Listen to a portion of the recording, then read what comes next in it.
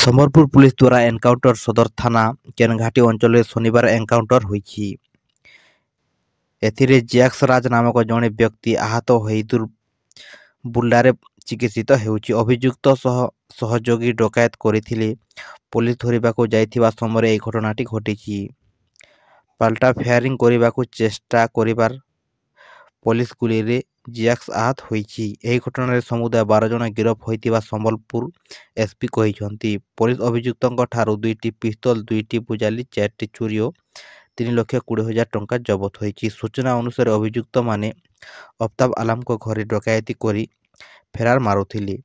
ତେବେ ପୋଲିସ ଧରିବାକୁ ଯାଇଥିବା ବେଳେ ଅଭିଯୁକ୍ତମାନେ ଗୋଟିଏ ରାଉଣ୍ଡ ଗୁଳି କରିଥିଲେ। ତେବେ ପୋଲିସର ପାଲଟା ଗୁଳିରେ ଅଭିଯୁକ୍ତ ଜ୍ୟାକ୍ସ ରାଜ ଆହତ ହୋଇ ବୁର୍ଲା ସ୍ଥାନାନ୍ତରିତ ହୋଇଛି। ଜ୍ୟାକ୍ସର ଗୋଡ଼ରେ ଗୁଳି ଲାଗିଥିବା ବେଳେ ତାର ଚିକିତ୍ସା ଚାଲିଛି।